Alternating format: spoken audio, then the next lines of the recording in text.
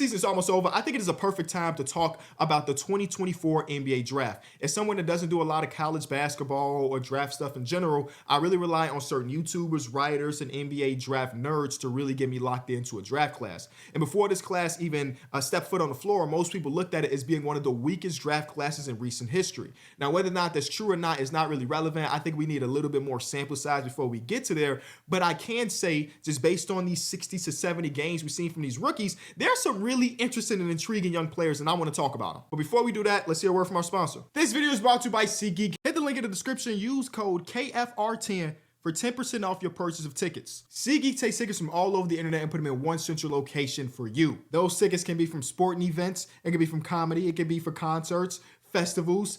If you need tickets, go check out SeatGeek. They probably got it. Now, with them taking tickets from all over the internet, put them in one location, it makes buying the tickets really, really simple. Let's say I want to go to opening day for the Chicago White Sox, going against the Angels. You pick how many tickets you want. In this case, I'm going to go with 2. Then you're going to see a picture of the venue. I like to sort by deal score. These are the best deals in the house, 1 through 10. This one is a 10 out of 10. Amazing deal. Get to watch my favorite baseball team lose for just $20. But it's about the experience, you know? It really is just that simple. With a couple more clicks, I could have had the tickets. Now, I'm not going to that game, but trust, I will be going to see my White Sox for sure. In every event that I've been to, sporting event or concert, I have bought my tickets to SeatGeek, man. Shout out to SeatGeek for sponsoring another video. That is code KFR10 for 10% off your purchase of tickets. Now, one thing I can agree with when people talk about it being one of the weakest draft classes is that there's nobody that has showed me in these 60 games that 100% they will be a future all-star. Right? There's some guys I'm like, yeah, he could do it. He might do it. But I'm talking about with 100% certainty. Like, you think about previous draft class, of course, Victor Wembanyama. You saw that immediately the moment he stepped on the NBA floor. Paolo Banchero. We could keep going back like Cade Cunningham, Evan Mobley, Anthony Edwards.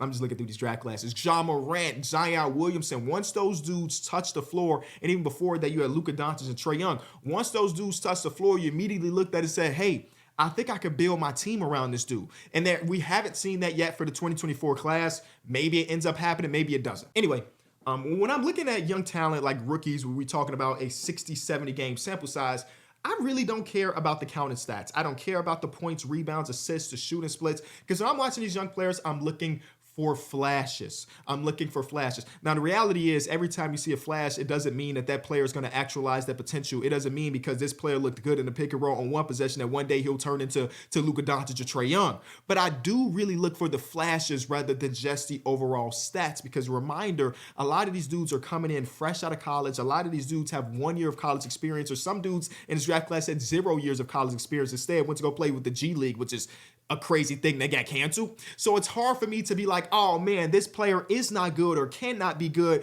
because in his rookie season, he shot below this from the field, or he's efficient here, because we're really just looking at the flashes. And then you look at those flashes, you try to convince yourself, hey, is this something I can see this player doing a lot long term? And then that's where it gets really difficult. And I'm actually pretty bad at that. But either way, I want to talk about these dudes. I'm going to start off in Washington, because the Washington will just have 4 rookies that are really intriguing. I'm going to start off with the 3 that they drafted themselves. Shout out to AJ Johnson, who's been doing some pretty cool stuff over the last couple days or last couple games. But I really want to talk about their own draft picks because, again, flashes, flashes, flashes. My favorite of their 3 rookies, and that's between Alex Sarr, Keyshawn George, and Bub Carrington, is George. It's George. George is sitting there, and I just feel like most people have not realized it because the Washington Wizards in themselves don't have a lot of structure. They'll lose on any given night by 40 plus points, but like, I really, really like Keyshawn George as a prospect. I think there are a lot of good defensive upside guys in this 2024 draft class. When you look at Risacher, Castle, Sarr, Buzelis, I feel like Yves Missy. I feel like I'm forgetting some dudes. Ryan Dunn, obviously. Keyshawn George is towards, not at the top, but towards the top end of, like, when I look at Keyshawn George's defender as projecting how good of a defender he can be. And the reason I say that is because I think he's got really good instincts on both sides of the ball. And when you have that instinct and that level of effort, I just feel like that's just such a good match. We've seen recently that he's been involved as a ball handler a lot more. And I guess he grew up as a point guard. As I was just doing a little bit of research on him, he grew up and then hit a growth spurt. So I see times where he is in the pick and roll and he's making really good decision after really good decision. And I like that. I've seen him guard guards. I've seen him guard bigger wings. I've seen him do a lot of different things, just showcasing some of that potential versatility, and I like that. And you think about Alex Sarr and his defensive ceiling, because I think I've seen Alex Sarr switch on to guards and hold his own. I've seen him play really good drop coverage and hold his own. So like when you think about the upside defensively of that team between Sarr, George, Bilal, again, depending on what this pick looks like for them in 2025, they have a nice young collection of talent. Now, when I look at George, I don't know if that upside is potentially an all-star or something along those lines, but when you think about a team having 3 first-round picks, you feel like 1 or 2 of those guys may not pan out to be anything at the NBA level. And I feel good with saying through the first 60-something games of these young guys' careers that all 3 of them project to be not just NBA players, but like real rotational players for the foreseeable future. And that's really good. Staying with the Wizards, Alex Sarr, as of late, in his last 10 games, he's averaging 19 points per game.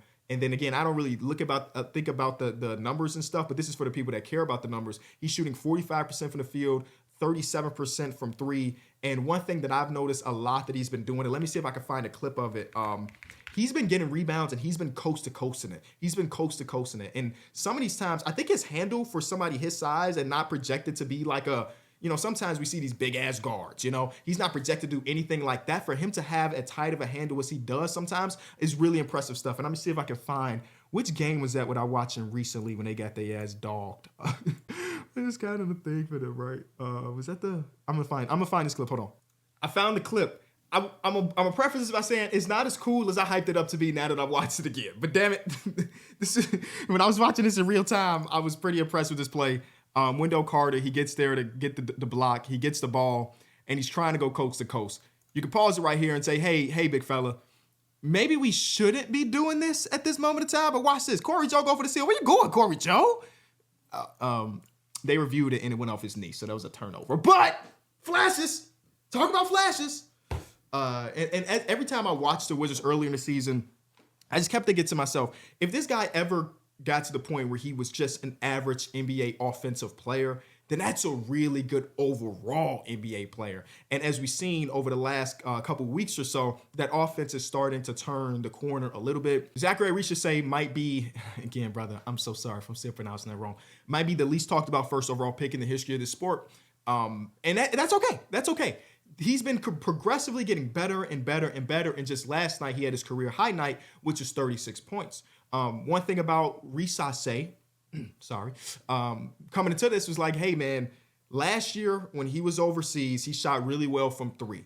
But the 3 years before that, he was pretty dreadful. So the question was his shooting in that 1 year the outlier, or can he really build on that shooting? So far this season, we're talking about 35%, but the shot has looked better and better throughout the year. I really do love, like, out of all different places that he could have ended up, him playing alongside Trae Young, I think is so much of a blessing because you have an offensive engine in Trae who can any given night give you a 19-19 game. He did that last night, by the way, 19-19. Don't sleep on Trae. And because you have somebody that is so elite with the ball, it gives you so many opportunities. Now, teams are not guarding Risacher.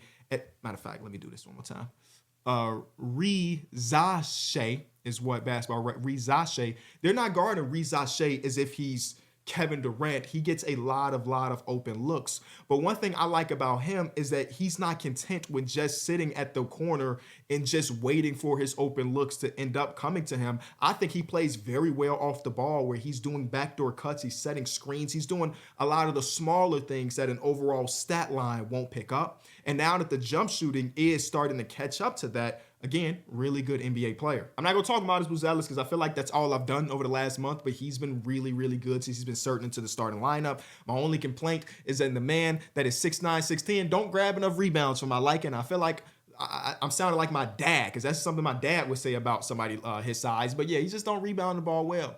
He has ebbs and flows with his jump shooting, but when the jump shooting is going and he can go coast to coast as well and finish a lob and do all of the stuff around the rim, it just opens up the game, not just for him, but for the team in general. Next, let's go to the probable rookie of the year. Now, one thing about Stephon Castle is that because we've had the Wemby injury and everything, his workload has just got so much larger. So like on a night-to-night basis, some of the stuff does not look good on the stat sheet. But again, we're looking for these flashes. And one of the things coming into the draft was people talked about how much of a dog he was defensively. And I've done a few shoots with Steph Castle. That's been my boy. The dude is just a big ass guard, right? And sometimes you see him get switched on to bigger players.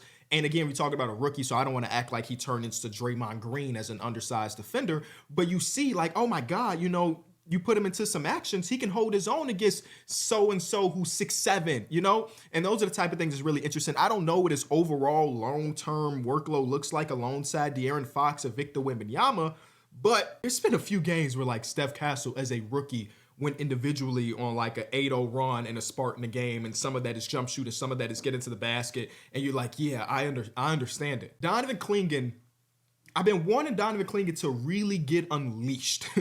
Unfortunately, we only get bits and pieces of that, but you already see what type of big man defender he could potentially be. And somebody, again, as somebody that doesn't really look at the stats, his are pretty glaring. And you feel it when you're watching the game, and that's why I'm just going to use these stats to back up what I'm saying. Opponents' effective field goal percentage is down about 3% when he is on the floor, which is insane. 7'2" big fella. And when you have a 7'2" big fella that's heralded as a defensive-oriented guy, one thing you ask yourself is like, what type of defense are we talking? Are we doing some drop coverage? Are we doing this? Are we doing that? And what does that look like for the opposing team? Teams don't go to the rim when Donovan Clingan is out there. This right here, this minus 4.5, I want to put this in perspective. This is teams, opponents shooting frequency. I want to put this into perspective because teams are shooting way more mid-ranges when Donovan Clingan is on the floor, right? This 17-18 season is Rudy Gobert's first defensive player of the year. One of the greatest things about Rudy Gobert as a defender is his rim deterrence.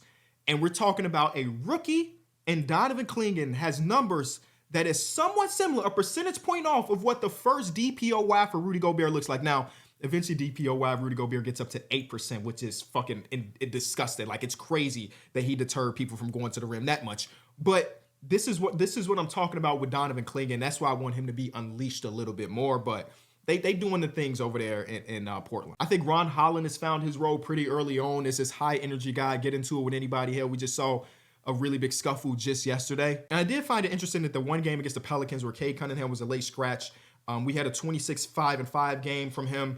And some of that was just him being this runner in transition. And what we've seen over the last couple of years, whether it be the Thompson twins or so on and so forth, some guys that might not be insane in the half court can increase their offensive value just by being a super great fast break player. And Ron Holland has found that role already. And the hopes is, of course, that the jump shooting comes around with it. We have some rookies that I have not been able to watch nearly as enough. Like Cal Filipowski's overall stats look amazing. I have not watched a full Utah Jazz game in the year of 2025, maybe even further back than that. Like I have not been locked in on them at all. So my fault, Jazz fans. Maybe you got some of the steals because I know Isaiah Collier is doing some cool stuff as well, but I can't even give an opinion on that. You do have your rookies that, are not getting enough time just yet to have a full evaluation on. Like Rob Dillingham was a part of the rotation when they were dealing with a bunch of injuries, but since then he's not getting a ton of play. Now that the Hornets are bad. Well, they've been bad for a long time. We're starting to see Tajon Salon jump up a little bit in the rotation, so that's interesting. Reed Shepard is another one of these guys. Obviously, Nikola Topic hasn't been able to play, and guys like Dev Carter and so on. And I didn't even mention like Jared McCain, who was probably going to run away with Rookie of the Year if he was able to stay healthy. I want to say my apologies to these rookies who I know have been hooping, but I don't have an opinion on them just yet. Justin Edwards, I think I mentioned Cal Filipowski already, Jacoby Walter, Dean Bona, Yves Missy, who at one point was the leader for Rookie of the Year. I did a whole little segment on my podcast on Quentin Post, so I don't want to go too deep into that, but Quentin Post. I really love what I've seen from Kalel Ware in flashes. One of the things that I've been asking for a long time is to have another big fella alongside Bam Adebayo, because though Bam Adebayo is one of the most versatile defenders in basketball, he's just really undersized to play the 5 full time. And we finally, after years of me asking for this, have a center alongside Bam that you project to be a really good front court for the foreseeable future. And I still haven't figured out what to think about Zach Edey. I still don't know. Shout out to Jalen Wells, who, is starting to cool off as a shooter over the last couple months or so, but like coming onto the scene as a second round pick and wreaking that much havoc defensively was pretty dope. I mean, he did that whole face guard Steph Curry thing a few months back and held Steph Curry to what, 0 points, I want to say. But I can't get to everybody. Let me know what you think about this year's draft class, man. Underrated, overrated. We'll see, I guess.